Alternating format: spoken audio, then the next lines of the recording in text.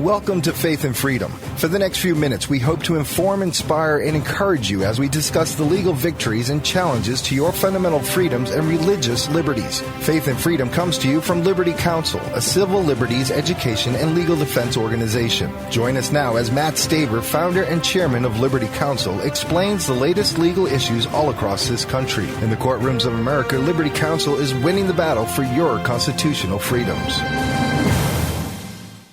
The school's prayers of many in South Carolina have been answered. Hi, I'm Shawn Akers, Vice President for Middle Eastern Affairs with Liberty Counsel, and joining me today in studio is Ron Miller, author, blogger, and active commentator on all things religious and social. Ron, it's great to have you with us. I'm glad to be here. Ron, one of the things that has come out recently is a line of cases, actually a case that was taken to a lower court and then to the Fourth Circuit Court of Appeals in the state of South Carolina, asking a very simple question, and that's whether students in the state of South Carolina can legally be allowed to get up to 2 credits. Public school students be allowed to gain up to 2 credits by going to religious institutions outside of the school, private institutions that would provide them with religious-oriented materials. And the state passed a law that said that was perfectly legal. As you know, there's a Supreme Court history that's also said that was legal. But there were 2 students in the district, this is District 7 in South Carolina, that said that they wanted to challenge it. So the Freedom from Religion Foundation was perfectly happy to take up the cause, and we've got a ruling this week. Ron, what do you think about it? I think the ruling is in constitutional grounds in terms of the First Amendment. I also think that it's important to note that these were elective credits, and that if parochial schools, which offer similar classes to their students, are permitted to offer these as academic credit, then there's no reason why students from public schools can't seek this. And parents especially who want to have that religious component in their child's education now have an opportunity to do so while still seeking public education. So it's a victory for the Constitution, it's a victory for religious liberty, and it's a victory for school choice. You know, Ron, I think it's a victory for everybody. In fact, even the atheist listening to this program should be extremely excited by this. There's not a person in the United States that shouldn't be excited about this, because what this does is say that the government doesn't have the authority to delve into the deepest levels of your personal decisions and tell you what you can and can't learn. This is not a curriculum that was provided by the state. And now we can talk about that ad nauseum. The fact is that there aren't as many restrictions on that as the Freedom from Religion Foundation would have you believe, and the ACLU would have you believe. But in this particular case, it's cut and dry. It's perfectly clear that you can choose the type of things that you would like to study, the courses that you can take, the same way you would at any community college or any college that offers some sort of bifurcated credit where you're getting a high school credit for an undergraduate course or something along those lines. This is content neutral, and it's perfectly allowable. Now, the beautiful thing about it is that it really is a blow for liberty, not just religious liberty, but liberty in general. But Ron, here's one of the things I found a little ironic. The district that this happened in was Spartanburg, District 7. Now, therein lies kind of a little bit of irony because you see these 2 worldviews colliding. One is the worldview of the founders that said that we are a moral and religious people, that our Constitution was created for moral and religious people and is wholly inadequate for any other, and that not only is religion allowable, but it's something that we have a responsibility to train in our children, versus another worldview. And it's very close to that one that historically we see in Sparta. Do you know what they did in Sparta, Ron? They took the children of people at a very early age. They took them away from people at a very early age. The ones that were deemed undesirable, especially young girls, baby girls, were just killed. The ones that were too weak to live were allowed to die. Only the toughest and the strongest were given over as property of the state, and they were dictated to, from the time they woke up to the time they went to bed, to be completely indoctrinated with the Spartan mindset, to be completely indoctrinated with the religion of the state Sparta, right? And we see these 2 religions, these 2 worldviews coming head to head. One is that of liberty of the founders, and the other says, no, the state owns your children, and we're going to train them accordingly. In fact, one of the things that's interesting, when they call themselves the Freedom from Religion organization, in fact, that's not actually true, because they have a point of view, they have beliefs. All they lack are some of the trappings and rituals of religion, but they have a worldview, as you indicated, that is completely contrary to that which America was founded on. And it's really important to note that when our founders talked about adding religion and morality into our society, they weren't talking about government imposing it.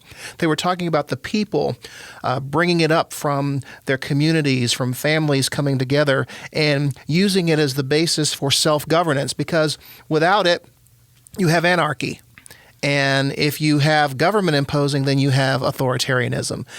This is the only path to liberty. It's the only way that we can ensure that everyone, whether they have a faith or not, has the liberty to live as they choose. And this is a victory because it emphasizes the fact that it is a choice of the people. It's not a choice of government. It's not something that can be imposed upon them.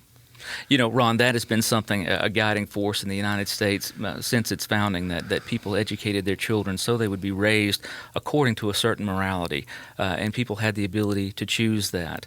This shows a good pattern. It really does. Now let me bring this up, too. One of the beautiful things about a constitutional republic is that you have 50 different states, and they're all doing different things. And you can look and you can see what works in one state and what doesn't work in one state. You can see this was a disaster for this state, so our state shouldn't try it. This one worked very well, and we should try it. In this particular case, South Carolina is still the only state with a law specifically allowing off-campus religious credit. And it has worked, and it's worked well. And you see that it's a movement of the citizens, by the citizens, for the citizens, that the citizens choose to take part in or not at their will. And it's worked, and it's been upheld. It matches constitutional precedent, and it's something that could be replicated in other states. Well, I think other states would do well to replicate it, because if you look at all of the studies that have been done about the impact of faith-based education on school performance, not just in those courses related to religion, but overall, they are significantly better than the other schools that don't have that as an option. The whole concept of faith-based education not only instills in these students a sense of value, dignity, and worth that doesn't rely on their self-esteem being puffed up by artificial means, but it also gives them a purpose, a reason for why they're here and why they're learning. And so consistently, and this isn't something that you have to go to a church to find out, the studies show it, social scientists see it, children even in inner city neighborhoods who are deeply steeped in a faith-based education perform better in school than their counterparts. And so hopefully people will see this and they'll see what's going on in South Carolina, and they'll make it a part of their curriculum as well. You know, you would hope so. Any opportunity that we have to tell a child the truth, that you weren't a cosmic accident, that you weren't a burden on someone, that you're not just a creature of the state, that you are indeed a creation, a perfect creation of the God of heaven, and He made no mistakes, and He has a plan and a destiny for you.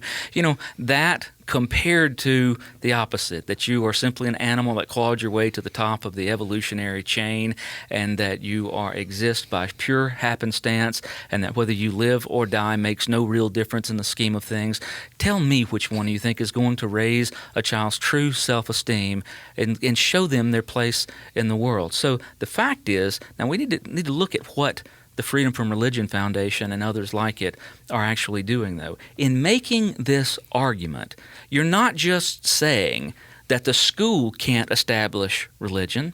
By making the argument that they've made, that these outside classes should not be allowed, you're literally saying that anything that even smells of God, anything that's had any contact with religion, is somehow been tainted and somehow can't be allowed to be part of anything related with your citizenship in the United States. Now, Ron, I don't know about you, but that starts to me to look like a pathological problem with God. Oh, absolutely. If you look at everything that they advocate, it's not about tolerance. It's not about accepting. It's not about live and let live, which was our way for many, many centuries.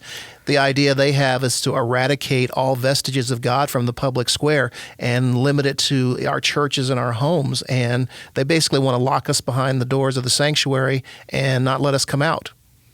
You know, Ron, this is the time when you, the listeners to this program and others, you can stand up and take part in the great American dream.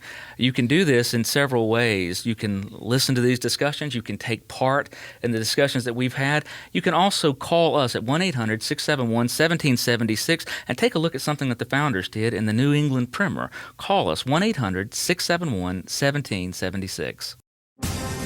You have been listening to Matt Staver of Liberty Counsel. We hope that we have motivated you to stand up for your faith, family, and freedoms. We can accomplish a lot when we work together. Get informed and get involved today. Sign up for our free monthly newsletter, The Liberator. We will send it out to you free of charge. Stay informed with our Liberty Alert email updates. Just click on the website at www.lc.org or call us at 1-800-671-1776. Tune in next time to learn more about your rights right here on Faith and Freedom.